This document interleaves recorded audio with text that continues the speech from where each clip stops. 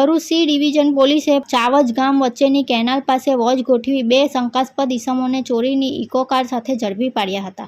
માહિતી મુજબ 26 ઓક્ટોબરના રોજ ભરૂચની બોસ્ટન હોટલ પાસેથી ચોરી થયેલી ઇકો કાર નબીપુર હિંગલના તરફથી ભરૂચ તરફ આવી રહી હોવાની બાતમી મળતા સી ડિવિઝન પોલીસે ચાવજ ગામ વચ્ચેની કેનાલ પાસે ચેકિંગ ગોઠવ્યું હતું। તે દરમિયાન બાતમીવાળી ઇકો કાર આવતા પોલીસે તેને અટકાવી અંદર બેઠેલા 2 ઇસમોને ઝડપી લીધા હતા। ઝડપાયેલા આરોપીઓમાં મૂળ ઉત્તર પ્રદેશના રહેવાસી અને હાલ દમણના વટાર ગામ રહેતા અભિષેક રાજેશ બસાવન પાંડે તથા દમણના દાભેલ રોડ પર ભાડેથી રહેતા સોનુ મુન્નાલાલ સાહુનો સમાવેશ થાય છે। તપાસ દરમિયાન સોનુ શાહની કમર પાસે દેશી બનાવટનો તમંચો મળી આવ્યો હતો।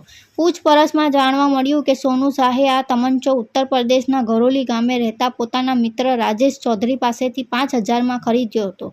પોલીસે બંનેની ધરપકડ કરી દેશી તમંચો અને ચોરીની ઇકો કાર સહિત કુલ 1.50 લાખથી વધુનો મુદ્દામાલ કબજે કર્યો છે। પોલીસે આ અંગે વધુ તપાસ હાથ ધરી છે કે ચોરીની કાર અન્ય ગુનાઓમાં ઉપયોગમાં લેવાઈ હતી કે નહીં તે અંગેની પણ તપાસ ચાલી રહી છે। સાથે જ ઉત્તર પ્રદેશના ઇસમને વોન્ટેડ જાહેર કર્યો છે।